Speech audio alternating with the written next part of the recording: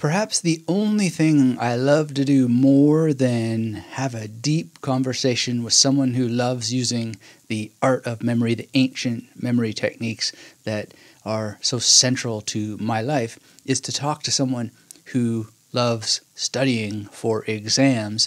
And not only that, but understands the science of learning, understands what it takes to study effectively, and has a genuine passion for helping others do that. And that is why I'm excited on this episode of the Magnetic Memory Method podcast to introduce you to William Wadsworth, who is a major force over at examstudyexpert.com. And in this episode, we talk about how he got into helping others be able to just do better at exams, if not excel at them, by taking real brain science, science-backed strategies, making them practical, and helping people get them into their lives so that they can succeed. And, William will be the first to tell you, he didn't really know how to study all that well in the beginning, but he was able to, pull it off and ultimately came to a newfound way of studying through proper memorization techniques, time management strategies, and really, thinking about writing essays in different ways. And he's just a great proponent of a lot of the ways that I teach techniques as well, but with a much stronger focus on the exam portion. So I am really excited to turn this conversation over to William, and I hope you enjoy it as much as I enjoyed speaking with William, because he was he is a really, really interesting person, and I was surprised by some of his answers, and I was surprised by some of the directions the conversation went. And I didn't softball my questions either, as you may know if you're a regular listener to the interviews on the Magnetic Memory Method podcast. So I'll have a little bit of an update with what's been going on in the Magnetic Memory Method world at the end of this episode. But for now, I give you William Wadsworth from examstudyexpert.com. William, thanks so much for joining me on the Magnetic Memory Method podcast. What is the history behind yourself and Exam Study Expert? So I was a super hardworking student through high school and first couple of years of university or college. I was reading psychology at Cambridge University. Um, and it wasn't until deep into that second year when we had one solitary lecture tucked away deep in the whole course was about memory. It was a whole lecture series about memory, but we had one lecture as part of that that was about the nuts and bolts of what actually gets information to stick in memory, or what cognitive psychology had figured out about the principles that get information to stick in memory. And I just thought that was crazy that I was only learning about those things, what for me is sort of 6, 7 years into working really hard for exams at high school and the first couple of years at university. And I thought, I wish I'd known half of that stuff much, much sooner in my exam study journey. So really that was the kind of genesis of what I do now. So fast forward to this day, and exam study expert is now my life. And I'm passionate about helping students and scholars of all ages and stages, understand the science of learning and some of the lessons from cognitive psychology to help them get stuff to stick in their memory more efficiently when they've got exams to prepare for. Right. What is the issue? Why is it that humans just don't remember this stuff? We remember what happened on last week's episode of our favorite show, and we can talk about it with great ease. But why is it that if you are a nursing student or you're going to go to the bar as a lawyer or a future lawyer, that these terms don't stick just as easily? Well, I mean, one way to think about the brain and memory is it's a forgetting engine. It's designed to uh, retain what the brain thinks is going to be useful and forget the rest. So in some way, we need to send a signal to to the brain, to memory, that this is important. We need to retain this. And for whatever reason, we're social creatures. We tend to find it quite salient to kind of remember sort of social information and human story, much less so the names of drugs or particular cases in case law. Um, so I guess that's one aspect. Another would just be the bit about some of these ideas, a name of a drug or a disease or a set of symptoms that go with a disease. These quite abstract information. And one of the things that's really helpful for kind of building new understanding, building new memory, is kind of linking a new idea into the existing network of understanding, the schema, as we'd say, the kind of existing understanding of a particular area. So if you can kind of link in a new idea to what you already understand, then it's going to be much easier to kind of assimilate that new idea. Whereas if it's sort of an isolated thing that sort of sits outside and separate to everything else, then it's going to be much harder. And I think that's one of the reasons we find, probably the most abstract bit of information we'd have to learn is like a random number or a date or a set of digits. And I know you teach strategies to deal with that. So converting numbers into sort of various images, and that then being much more salient, much easier to kind of link into other things that you already understand. Right. So that's one kind of strategy that I know you've talked about in the past for how you can kind of get around that particular issue. Right. Well, you have some books, and they're framed as, like outsmart your studies. And I wonder if you would say a little bit more about what outsmart really means, because to me, that makes me think that, you're being treated like a pawn in school when you really want to be a castle, or you want to be a bishop, or you want to be, a king or queen sort of thing. But, what's the idea there behind outsmarting this? Do you think of it that way, as a kind of game that's rigged against you, or what did you have in mind? I think you can think of it as a game. I'm not sure it's helpful to think of it as being rigged against you, because that sets you up to, have some, all sorts of resentments and a whole load of mental baggage that's possibly not supportive to you, you know, enjoying the process.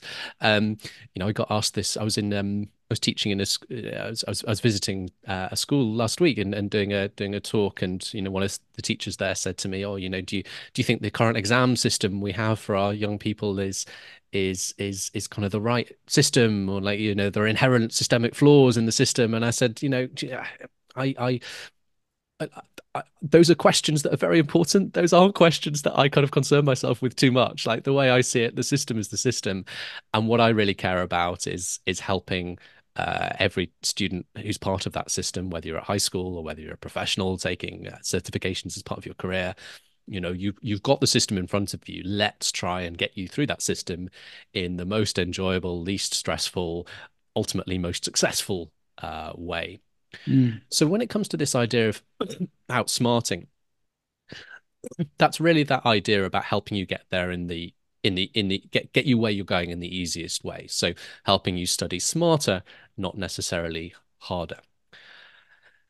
And so to kind of give a little bit more color on this, the probably the most common way that people who grew up in the sort of 80s, 90s.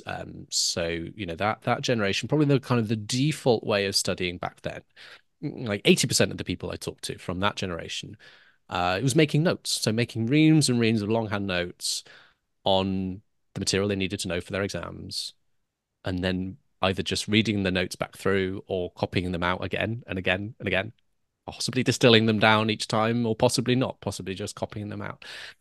So very laborious, very labor intensive. And we now understand not a particularly good way to get knowledge to stick in memory. And so this Mm. method has persisted down the ages, and it's still a method that a lot of students use to this day.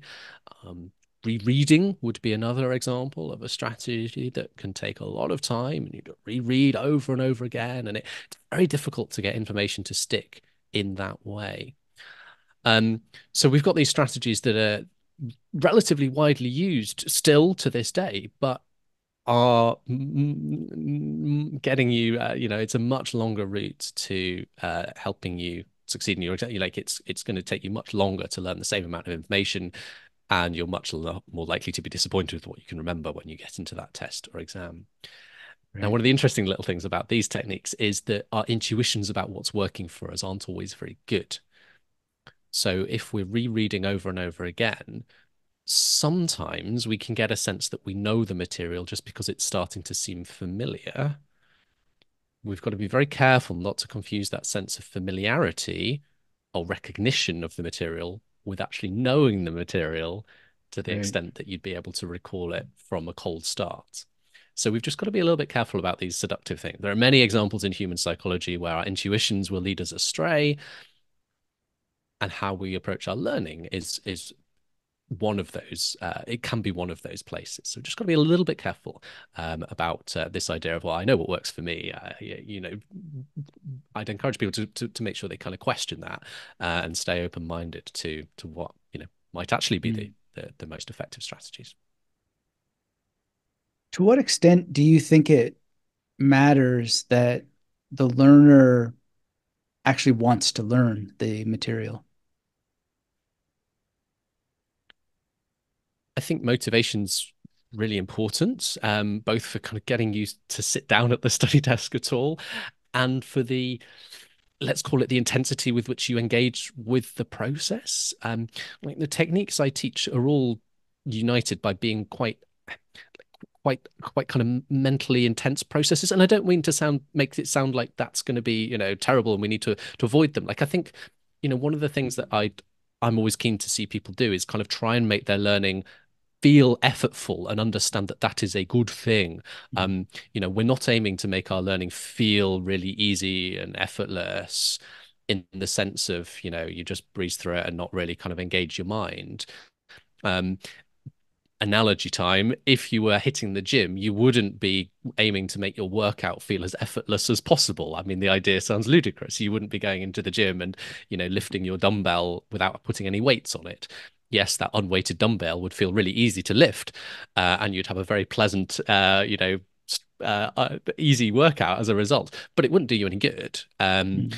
You're looking to put weights on that bar so that it feels a little bit of a stretch to lift it, and that is how you build good physical strength. A similar idea I would suggest when you're trying to build memory. Your memory workout, your memory training sessions, if you like, should feel a little bit effortful, should feel like you're giving your brain a bit of a workout, more so than things like just sitting and reading. And that feeling of having engaged your brain, that is a good thing. That is a sign that you're doing good learning, and things are going to be sticking better for you. Mm. Yeah, it's interesting. I mean, just sitting and reading, that phrase is so foreign to me. And yet, I mean, I do sit and read, but it's like I don't really know what that means when I've studied, you know? I've never just Yeah, sat and read. There's always an effortfulness, if I can use your term, to it, where yeah. it's more like hunting. I often think of my memories when I was in university, the different levels of university I've been in, and even when I was in high school, when I first really fell in love with poetry, for example.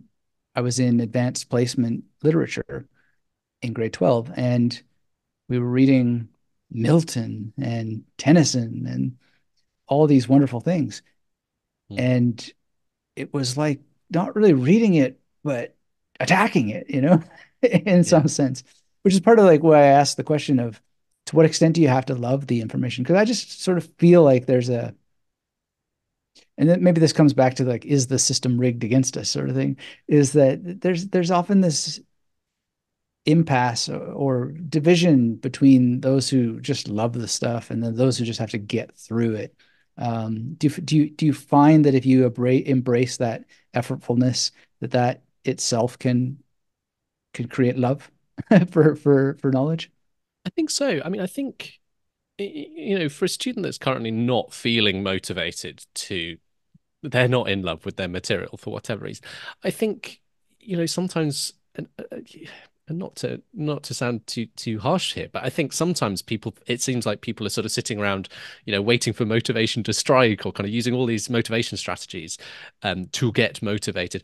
And that can be helpful to kind of give you a little bit of a start. But I think the real motivation, think rather than in terms of getting motivated to do something, think of it in terms of getting motivated by doing something. So by engaging, by doing that memory workout, by engaging with the material, like there's an inherent satisfaction from making progress in anything you're doing. Like if you feel like you're making progress, whatever it is you're doing, whatever subject it is, whatever kind of skill you're trying to learn, that sense of progress Mm.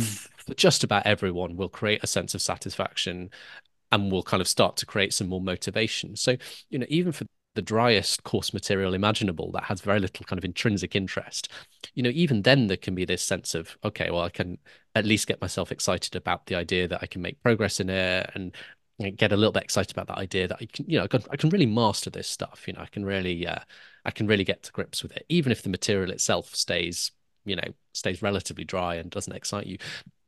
But as you get into it, often people do start to get more excited about the material itself, find reasons to, Mm. if not love it, then at least kind of appreciate it, and kind of enjoy working on it all the more. The progress is very interesting to me.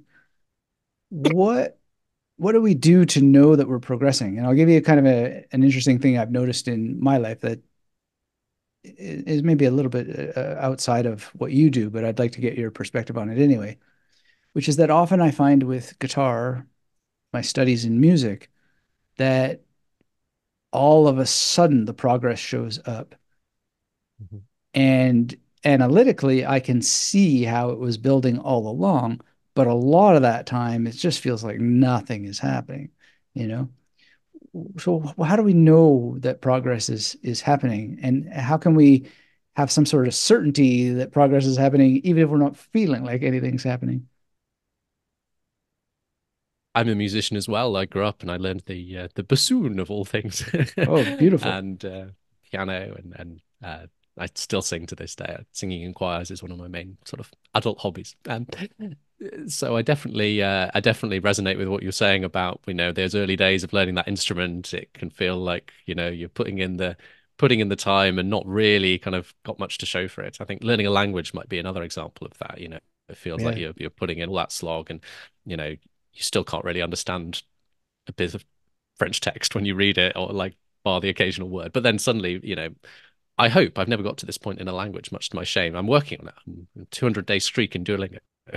So it's something I've picked up relatively recently. But yeah, so kind of your learning curve might kind of be different shapes, and there might be a very long bit where it doesn't feel like you're making that much progress at all. I can't really talk to learning an instrument because I've had personal experience of it, but it's not something I kind of understand much about from a kind of best practice perspective. But certainly when it comes to learning kind of academic material for an exam, I think the way you're making progress is um, is the same way you make the progress in a strange sort of way. So like central to a lot of my practice and my methodology is the idea of retrieval practice. So this means testing yourself, pulling knowledge out of memory. I know you talked on the show before about things like flashcards. Flashcards would be a great way to practice retrieval. I know one of your kind of methods that you teach for all your mnemonic strategies is recall rehearsal. So practicing using your mnemonic strategy, practicing doing the recall. So retrieval practice is this general idea that we build memory. We work, the way we give our memory that workout is by using it, by trying to bring things back into memory from Mm. our long-term memory. Um, so that is both, as I say, the way of building the learning, building the knowledge, but it's also the way you can see yourself making progress, because by definition you're kind of testing yourself. You're trying to remember these things. As you do the work, you'll see yourself gradually be able to remember more and more, and there'll be things that you can now remember and recall accurately, or get 80% of it, whereas previously you could only get 50% of it, and you see that progress. the one little footnote I would give on this is the progress won't be completely linear. So because of the way the forgetting curve works, Right. um, you will forget things over time. So you'll do your retrieval practice, and study a particular text or set of vocab or whatever it is one day. You'll give it a day or two. You'll do your spaced repetition. You'll revisit it a couple of days later, and chances are you won't be quite as good as at it as you were when you first looked at it. Some of your memory will have started to fade. That's okay. That is part of the process, and it'll come back much faster the second time. So don't be afraid if your sort of curve upwards isn't completely smooth. There'll be sort of some lumps and bumps, but like that's kind of what we expect. And the general direction of travel is that each time you do a round of revisiting a particular topic, testing yourself on it, you'll get more and more successful. And the kind of memory will be more and more durable as a result, and you'll remember it for longer and longer on each one of those rounds. Yeah, that's great. What do you say to a person like this? There was a guy, maybe he's listening now, who over the course of a year emailed me many, many times, and he insisted that there was no way that any technique whatsoever was going to help him deal with what he called zillions of facts. In this case, it was in medicine. Yeah. And he repeated it to me so many times, despite whatever I offered him in explanation, that I actually went and looked like, what is the average number of data points that any medical professional is responsible for, give or take the decentralized nature of medicine where you have like colleagues and databases Yeah. and Yeah. even when I go to the GP, they're looking stuff up right in front of Yeah. me because they Yeah. don't know, Yeah. right? So like, well, this guy, maybe he's hypnotized himself, or is it a mindset thing, or how do we help that person? Because I have to be honest, I totally failed. Like nothing I said ever convinced him that there aren't zillions of facts, and you could still deal with what you have to deal with. How would you help him? Well, I think to learn to tackle any challenge in life, a useful ingredient is some element of some element of grittiness. The sort of Angela Duckworth idea, and one of the pillars of that is hope and kind of belief that it is possible. Sort of also links into the growth mindset stuff. And like if we don't have that belief, it's very difficult to convince ourselves to do the work and put ourselves through the effort required to get towards that destination if we think the work is fruitless. It's going to be incredibly difficult to summon up the motivation to do the work. So, it sounds like this individual had a real kind of mental block about the belief that it's possible, which seems odd given that, one of my first thoughts on this is that tens of thousands of students go through, maybe hundreds of thousands around the world, go through medical school every single year and Mm. successfully memorize those zillions of facts. Um, and the fact that he's got to this point where he got into medical school suggests that he's already passed some reasonably significant exams at high school and done well in them to just even get a place at medical school. So it's not that he has, you know, is kind of has a severe handicap versus everyone else. He's got where he need, he's got into medical school. Many other people that get into medical school succeed. Like putting some of these data points together, like seems to me like it drops out that there is hope for you too. So zillions of facts. I mean, this is a very common thing, and medical exams are a great example. In my sort of private coaching work, quite a few of my clients are not just med school students, but sort of professionals taking their board certifications, 10, 20 years out of med school and, going for a sort of specialism in surgery or ophthalmology or, their vet board certification. And these exams are, I think, even more demanding than med school is originally in terms of just the quantity of data you're expected to have in your memory to tackle these exams. And Right. they also come with the added challenge that you're having to do all this studying outside of a day job, and you don't have to full time to dedicate to it. So you need to be more efficient in your study strategy. And these individuals typically come up with, they might have 10,000 flashcards to memorize all the stuff they need. Huge, huge piles of, some do it on paper, some will do it digitally. It is a huge number and it is a huge mountain, but it is possible. We just break down the challenge into what we can do each day, study in the right ways, retrieval practice, spaced learning, perhaps using a few mnemonic strategies to help us along the way too. And the mountain is scalable. And you can demonstrate yourself your ability to make break down that zillions of facts and just let's take 10 facts today. Let's put them on some flashcards. Let's practice them. Let's see if we can memorize them by the end of the day. Okay, great. Well, you've just memorized your first 10. Great. Let's do another 10 tomorrow. We'll make it up to 20 or 30. Right. And then we can start to make some progress. Have you been fortunate enough in your life to never be overwhelmed or anxious about things like that? Or have there been situations where you yourself were creating perhaps a narrative about, mountains that were not nearly as big as you thought? And I always remember coming, revising for my final exams, at the end of, our university system had, big final exams at the end of every year. And in my first couple of years at university in particular, I had not done a fabulous job of keeping up with the course as we'd gone through. I go into the lectures and everything, but my understanding was relatively, limited. There would be, if I'd sat an exam, um, 2 months before the end of the year, I would have done I'd have struggled to put down many coherent thoughts at all. So, I was facing that final couple of months before the big final exams at the end of the year from a very low starting point, and I, had that mountain to climb. Um, but really, I mean, for me, I just felt I didn't have a I had to make it I had to make it work. This was I didn't want to fall out of university. I didn't want to I wanted to progress to the next year. Um, I had to make it work. And there was a kind of an element of like almost fear and anxiety driving me in that time. But at the same time, you know, I took each day at a time. I made a lot of progress each day. I was used the smartest strategies I could.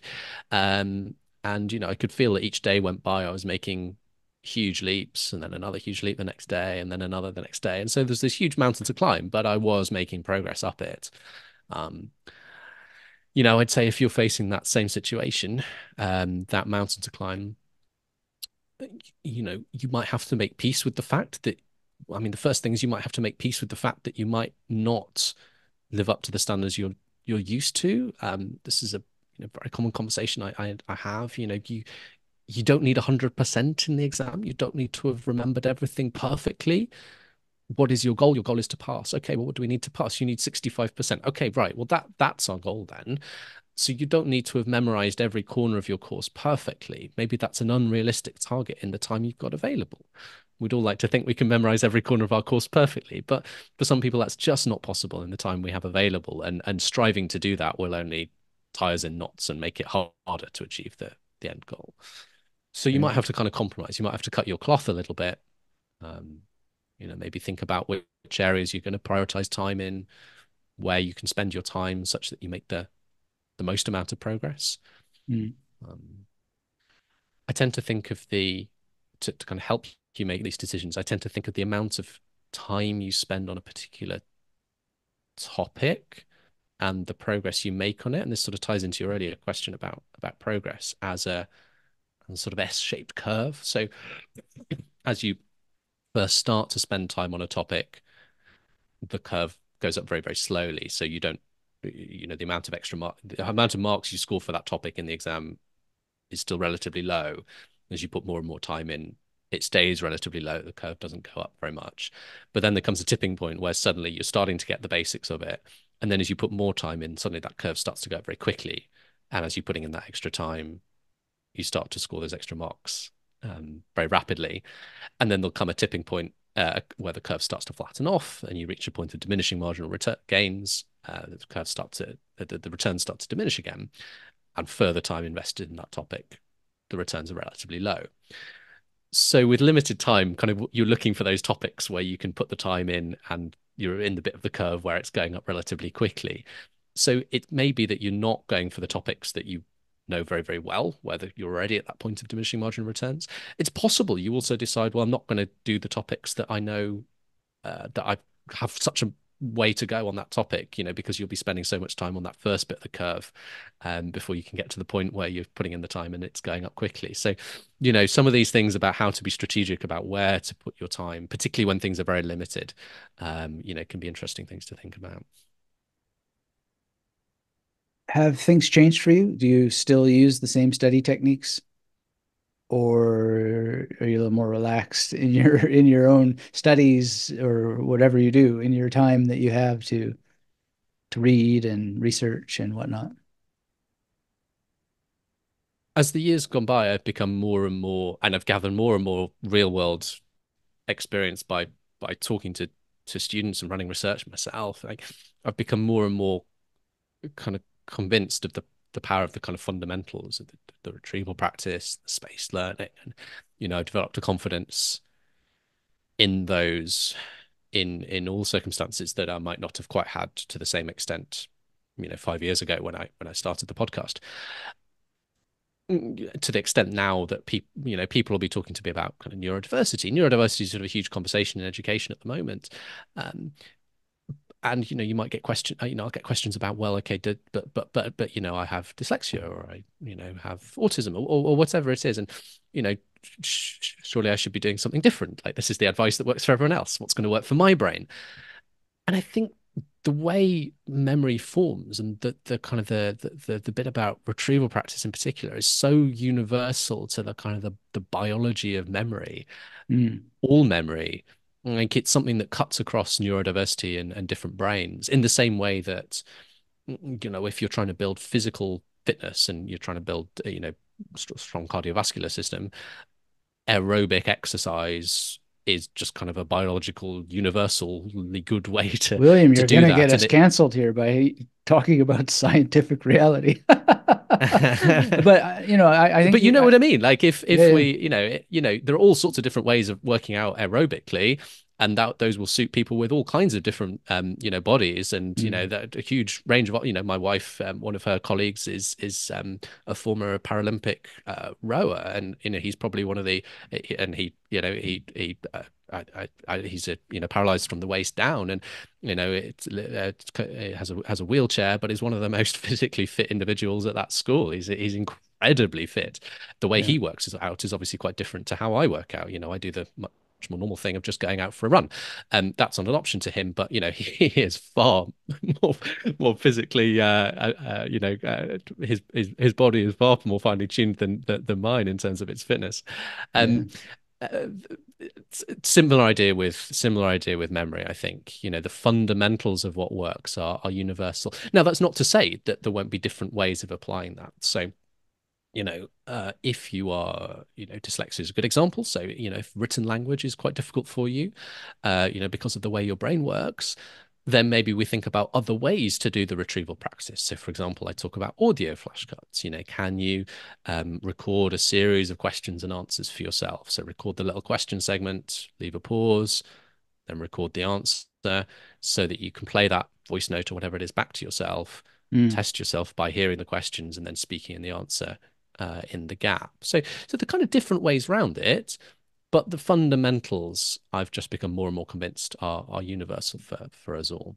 And are universal for us all in all times. So another one is, what should I do the day before an exam? Surely I shouldn't be testing myself at that point. I should just be reading it all through. And I'm like, no, no, no. Even if the exam's tomorrow, like, stick with what works. Like, even the day before, that's still what's going to be most helpful for getting those Mm. final things to stick in memory. Don't Yeah. abandon what you know just because it's the last minute. Stay the course. Have the confidence. Well, perhaps my interjection there was in poor taste, but the reason why I leapt on that is I get this a lot as well. Oh, but my brain is Yeah. different. And I get it particularly around aphantasia because people say, well, I can't use memory techniques because I can't visualize. And I Mm. say, well, I can't visualize either. I actually don't know what it means to see images in the mind. I really don't. I mean, I see pictures on walls in art galleries. That's when I see pictures on walls. What happens in my imagination is like completely beyond name and form. It's just it's a very special thing that has nothing to do with seeing, in the way I experience it. And it's exactly the same thing. I said, well, if you can't see a picture in your mind, I don't.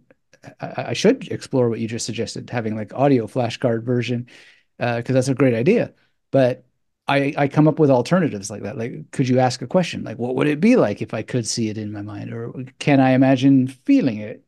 Godzilla, I can't see, but can I imagine feeling his foot on my arm or something like that, just to approach it from a different angle? But the the thing that I think is so fascinating to me is in spiritual studies that I study, I think often of Aya Kema. I think that's how you say her name. She was like a Buddhist teacher and whatnot. And apparently she had a very difficult time understanding why her students wouldn't just do the thing. So I'm not a Buddhist myself, but I've fascinated with her. And in Buddhism, there's like paths, right? And you just do these paths and you're done. You're good, right? But everybody's always got this reason or this excuse or this alternate thing. And what about this? And but this and that and so forth. And she apparently would get quite frustrated, even though she's supposedly Right. this enlightened teacher or whatever. Like she just couldn't get it, wrap her head around why people just don't do the thing. I think the Japanese say Genchi Genbutsu, go to the real place, do the real thing. So I wonder if you have thoughts about, and let me add another thing here, because I often get these emails from people, they know they're being childish. They'll even say to me, I know I'm a little bit childish or I'm stubborn or what have you. Like, what do you think is this is all about? Or maybe another way to think about this, back to the theme of like, is the game stacked against us? Another way, answer any way you like, but another way to think about it is, what would you do to change how school operates if it was possible to remove false ideas that people have about my brain is different, you know, so that young people don't wind up leading themselves into anything but just doing the real thing. Because we have all the evidence in the world to say that's the real thing. Let's do it.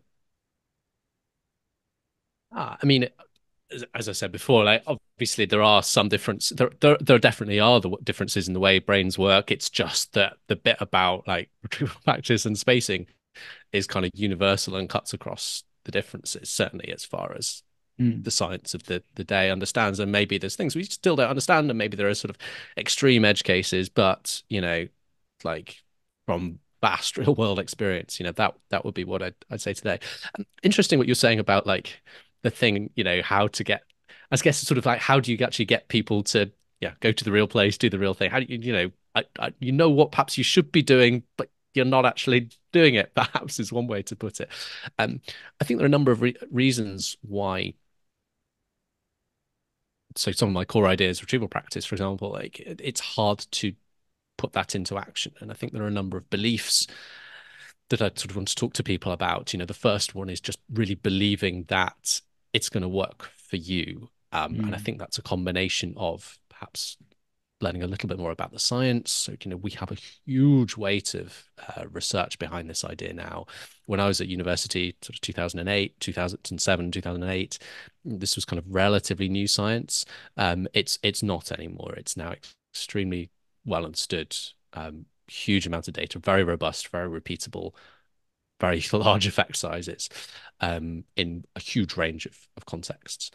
Um, that might help some people. For others, it might help unlock them to hear stories of people like them who've gone through the journey. So it's one of the mm, things I try and do on the podcast. I'll present student stories and talk to students who perhaps previously studied one way, changed something about their approach, moved to a retrieval practice based strategy, and they'll talk very fluently and very passionately in many cases about how much of a difference that made, how quickly it helped them unlock progress once they made that switch. mm. And often that can sort of set a little light bulb for people. Oh, okay, well, if it worked for them and I'm in a similar situation, maybe it can work for me too. Yeah.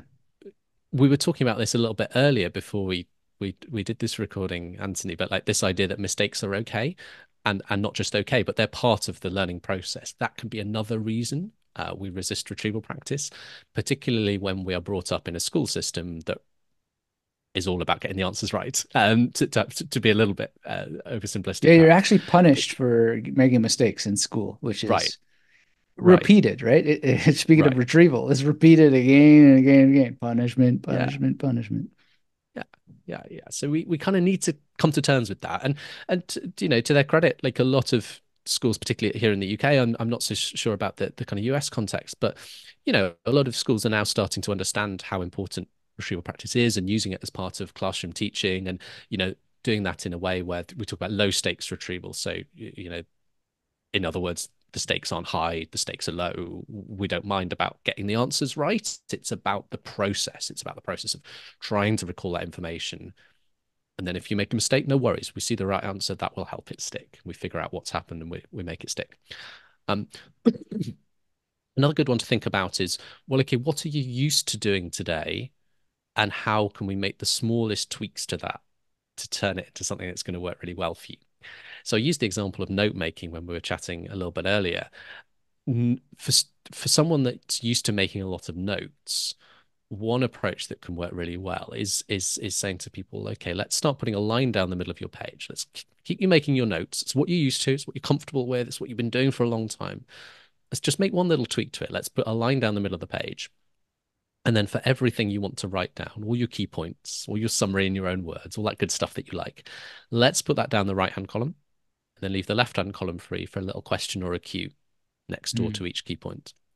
right. It still feels like note making in the way that is familiar and comfortable. But what then that then of course allows you to do is, rather than simply read back through your notes or maybe copy them out again, you can now test yourself on your notes, do that retrieval practice. Obviously, you cover up that right hand column, read down the questions or the cues, try and recall the answers.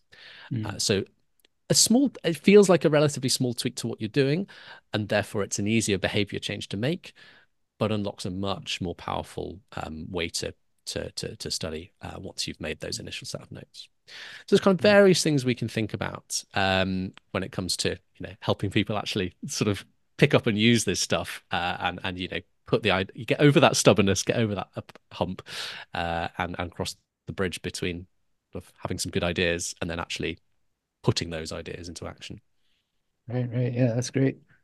Um, in terms of actually taking something from a text to practice retrieval with, one of the constant questions and comments that I get is, I don't know what the main point is. Do you have any strategies or ideas around? I certainly have my stock answer that I give, and I don't know that it's very helpful, but it just, maybe I'll test it for you with you after, assuming you don't say the same thing that I say. But how do you know what is the main point? Is there a way to know? Well, you go first. I'm interested to hear your thoughts. I shouldn't have said that then, that I have my stock answer. Well, I basically say that the main point is what you're supposed to figure out. That's what the test is, right? Is to figure out, can you figure out what the main point is? And then I point out that where textbooks are concerned, yes, there are some terrible textbooks that are not particularly well constructed whatsoever. But overall, they tend to have introductions, they tend to have Hmm. conclusions, they tend to have bullet Hmm. points, they tend to have feature boxes, they tend to Hmm. have conclusion questions that are Hmm. essentially, retrieval practice. And have Yeah. you done anything to work with those things? Because most books are screaming the main point at you, so maybe Yeah. there's a Yeah. different problem at work here. But I don't want to assume that I have the right answer, which is why I asked. No, I mean, I think that's great advice. I think there's a lot of great advice in that. I guess one other little thought I might add is that, maybe thinking about why you haven't figured out what the main point is, and perhaps Mm, that's a different way of saying, well, I haven't really understood what's going on here. And then we might need to think about, okay, well, why haven't you understood? And not in a sort of judgy way, but like, okay, can we get to the bottom of why this has been hard for you? And one of the reasons it could be difficult for you to understand is because the text is in some way using a lot of maybe vocabulary or terminology or referring to concepts that you either don't know at all or you don't know very fluently. So if you really stop and think about a particular technical term, you could come up with a definition for it and it would be pretty good.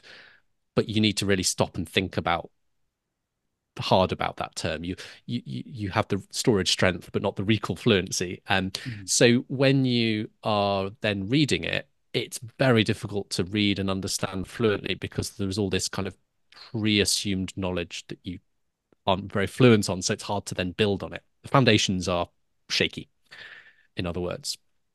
So one thing you might do if you think that's the issue for you is go back and pre-learn those terms. Go through the text again, pick out all those terms, concepts that you're like, yeah, if I'm honest, I don't really fluently get what that is. And then let's just take those out of context and learn those. So it was me, I'd just turn that into a set of flashcards, and memorize that, make sure I memorize those terms, what they mean. And then once I've done that, I can go back to the text. I'll be able to read it much more fluently and kind of build my understanding from that point onwards. Yeah. So that could be another little thing to consider. Not going to be the case for everybody, but that could be an explanation of what's going on and what to do about it. Well, I think that is almost universal in a sense because I find that vocabulary is always the gate that keeps me out of a text Right. if I'm trying to read something. And one of the best tests of that thesis is that I, study Sanskrit, for example, and I'm reading a new text, which is the Atma Bodha. I'm memorizing it actually. Mhm. And then I come to words and I just go, wait a second. What is this? And I have to literally figure out what that word is all the time. But it's no different when I'm, reading some academic book, philosophy. I love philosophy. I understand philosophy fairly well after 20, 30 years of deeply engaging in it, but I'll still come across a term and just be like, what? And it astonishes me sometimes how long I've read philosophy without even really thinking about what ontology was, that I just kept Right. reading over ontology for years and years and years. And then finally one day I stopped and looked at it, and all of a sudden this giant door opens and it's just like I know I buy a book on ontology itself, but it's like the extraordinary ignorance that I had for so many years just because I wouldn't look up what a damn word means. It just drops my own jaw. But yet we're all a little bit like that. So I think that's right. Is that it's the words are sometimes door. One word can be the door to an entire universe. I mean, this is the idea of chunking, which I think you talked about on the podcast before, isn't it? Like that's effectively chunking an action. You have this huge amount of like, in some cases, it might be like a huge edifice of kind of understanding and conceptual stuff, and then you might just be one word that codes for all of that. Um, Mm, and if you have that kind of edifice, like if you have that edifice sort of properly constructed, you can just read that one word, and to an expert, like that will unlock that door, as you're saying. But to a novice, who doesn't understand that word in the same way, that won't happen. mm. So if we're going to take the school system as it is and not reform it, because education reform, of course, would be a very, very large project indeed. What do you what do you think that parents could know that would give them the ability to help the students that are in their lives as a preemptive strike, Yeah. or where would you go with that? Well, one of the things a couple of things. So, firstly, taking the time to understand what works when it comes to effective learning, and if the student in your care, your son or daughter, hasn't found their way to these secrets yet, then introducing them to these ideas, perhaps through listening to this episode. Um,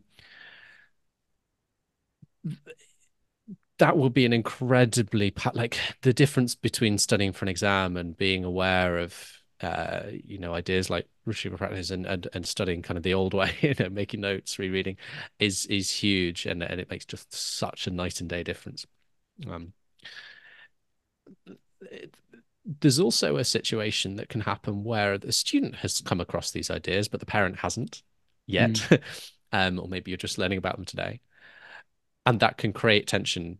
Where the student's saying, "Look, I'm just going to get on and you know do all my flashcards or whatever," and the parents saying, "Well, no, actually, you haven't written all your notes yet." The student saying, "I don't need to write my notes, mom." Like, so watch out for that. If it's, it might well be that the parent is kind of teaching based on what worked for them back in the, or what they thought worked for them back in the day, and we now have kind of a more sophisticated understanding about the smarter ways to work. So watch out for that. The final thing I'd mention is, and this can play out in different ways, but you as a parent can potentially have a useful role in being a retrieval practice partner in various formal or in less formal ways. So one kind of age-old question, is well, okay, what did you learn at school today? And lots of parents ask this, or at least I have started to ask this. And if you're anything like, if your son or daughter is anything like I was as a teen, they probably don't answer it very well, and so you might have given up asking. I hated this question when I was a teen, and I thought about why. I think it's because it's quite a hard question. What did I learn at school? I mean, I had 8 periods. I had like chemistry and physics and French, Mm. and then and it was this whole day, and we did so much stuff. Like, where do I even start? So, if you want to ask this question, and there's potential power in it because you're effectively offering the opportunity to do some retrieval practice, recall some of those key learnings from the day with your son or daughter. It can be quite a helpful thing for them to do. Lock in some of those learnings by pulling them out of their brain, recalling them with you. Give them some scaffolding, give some clues to get them started. So, maybe rather than what did you learn, what subjects did you have today? What lessons did you have? Well, that's a bit easier to answer. Oh, okay, I had chemistry first. And even if they're struggling with that, break it down further. Like, what subjects did you have after lunch? What's the last thing you had just now? Oh, it's chemistry. You don't Mm. have to work through the whole day. Let's just maybe just do one in chemistry for today. Oh, okay, chemistry last thing. What topic are you doing in chemistry? What's the overarching theme of the lessons at the moment? Okay, it's periodic table, or it's organic chemistry. Okay, what did you talk about in organic chemistry today? So you kind of, you give that scaffolding, you give that kind of structured approach, to make it a little bit easier for them to engage with, make it a bit easier to kind of do that recollection by breaking it down into slightly smaller and more manageable chunks. Perfect, perfect. That's really good, strong advice. Thank you for that. Well, you've got examstudyexpert.com. You got some books there, various ways to work with you. What's coming up next, or what do people need to know when they go to your site about how to get what they need? Well, I guess the first thing I'd say is, you are listening to a podcast, dear listener. So if you are interested in this subject and going a little bit deeper, I always recommend people start with episode, and you want to check out, our own show, the Exam Study Expert podcast. I always recommend episode 66 as being quite a good starting point. That's where I cover kind of the 6 pillars of exam success, based on the evidence, based on my experience teaching this stuff over the years. The last two of those are retrieval practice and spaced learning, which we've been talking about today. Um, if you want to check out the podcast, episode 66 is a really good starting point. You can also get a one-page summary of those 6 pillars sent straight to your inbox as a one-sheet PDF. If you want, you can print it out, stick it on the kitchen fridge for the family. That's examstudyexpert.com/pillars. You can get that download.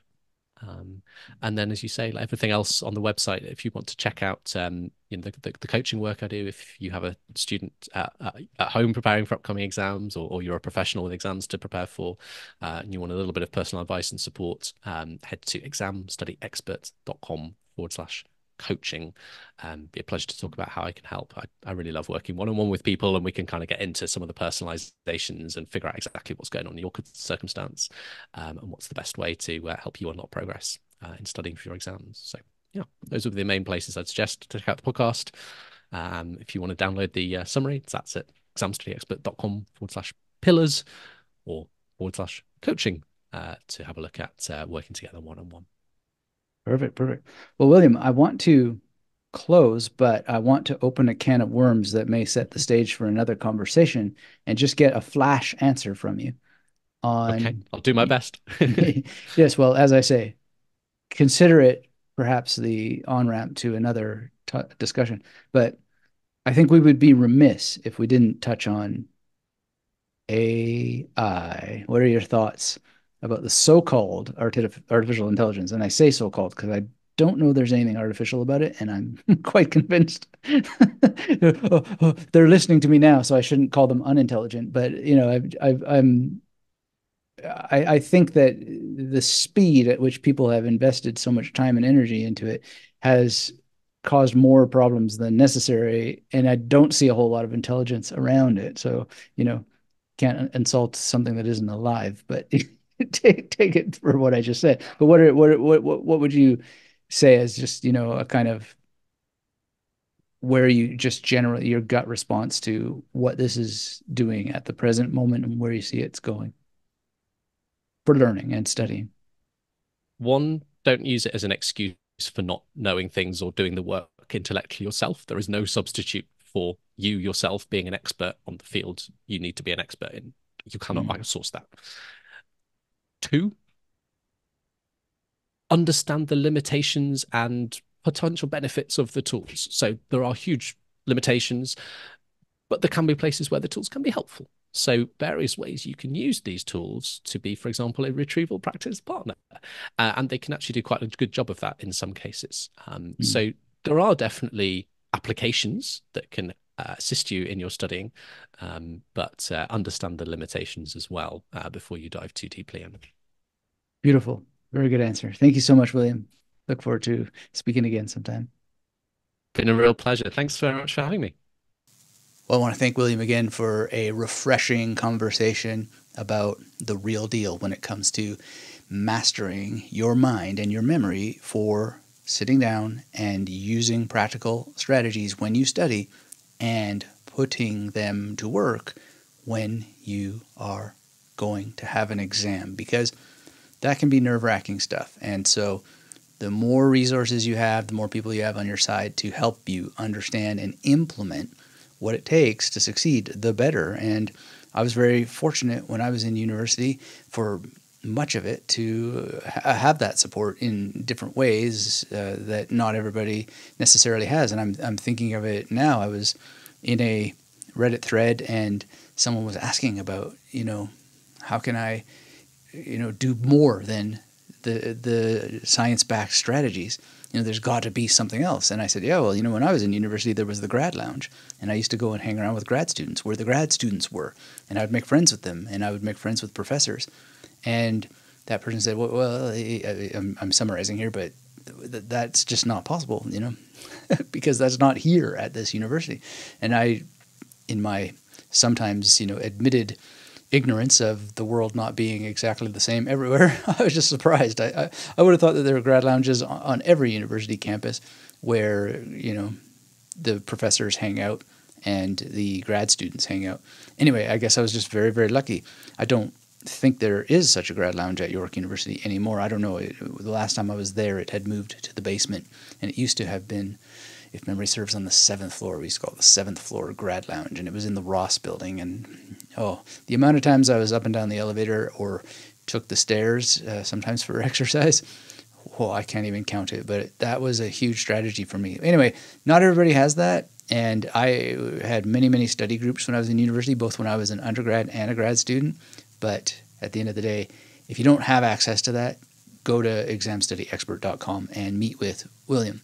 Anyway, I promised a little bit of an update what's going on, and it just so happens that I recently released a video about the memory palace technique for studying as I was able to put this interview together and record an intro and an outro. So that's on the YouTube channel. If you're not following the YouTube channel, you may want to look that up. I'm sure if you just put Anthony and memory and YouTube, I'll come up and you'll see the memory palace technique for studying, a new tutorial. And it's going quite high in terms of the views and so forth relative to other videos that I put out there, because I put out videos that I care about, information that, you know, the algorithms aren't always friendly to for whatever reason, simply because I don't know why. It's a mystery. But if you want to be involved over there, be involved. Hit the thumbs up, all that jazz, and that's on my main channel. And of course, there's the Magnetic Memory Method podcast YouTube channel, which you can also be subscribed to. And not every audio I do will go there, but most of them I'm going to try and get some old episodes up there, because there's just a lot of people that only listen to podcasts on YouTube. So yeah, gotta do all that I can to make it findable and reachable and clickable and all that stuff that needs to go into things. So I always appreciate the people who support it with their thumbs up and being subscribed to the channel and leaving comments and on and on and on. It is a wonderful blessing to have you. In other news, the Memory Detective project carries on. I finally found the muse, I guess, to work on the draft of Vitamin X, which is part 2 of the Memory Detective series, which is technically called the Decline series, because the whole idea is that the detective's memory has to get better and better and better as the world declines.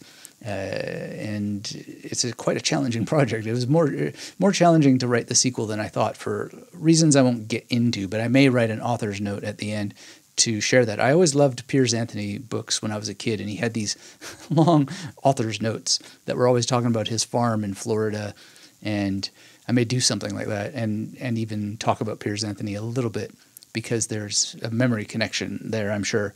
Anyway, I don't know what's going to be the exact launch date for Vitamin X. It's a very complex story. I mean, it has to be simple to read, but, you know, it's got to have all this layer and nuance, like Flyboy did, part 1 of the Memory Detective series.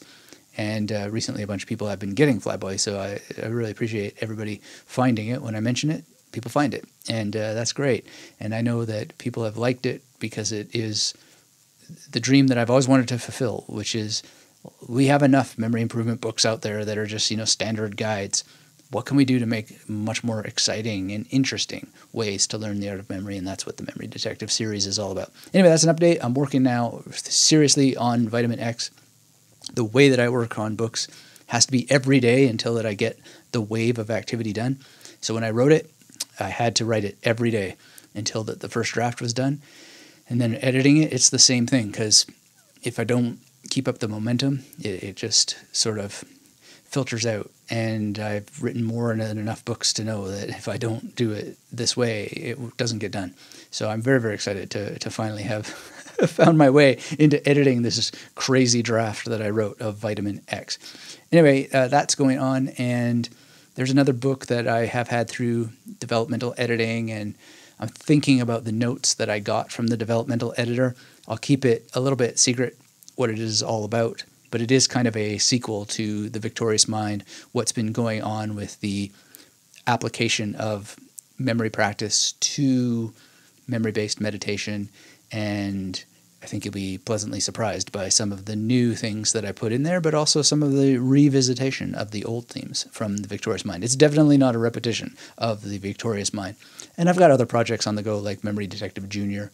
But those are the updates, really. And as always, if you are interested in being part of the Magnetic Memory Method world, every so often I open up the inner circle. I'll probably be doing that again soon. So make sure you are subscribed over at magneticmemorymethod.com. Take the free course there if you haven't taken it before.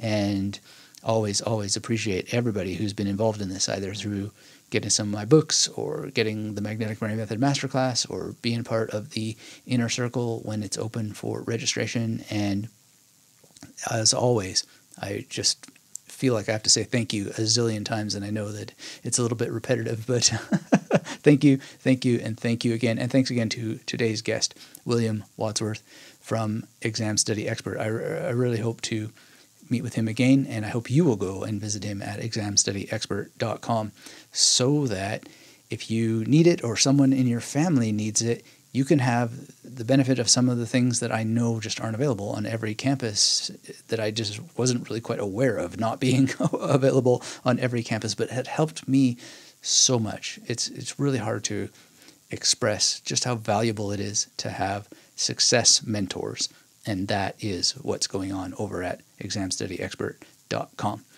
Well, at the risk of repetition, thank you again and again and again and again, and until we have a chance to meet again, keep yourself magnetic.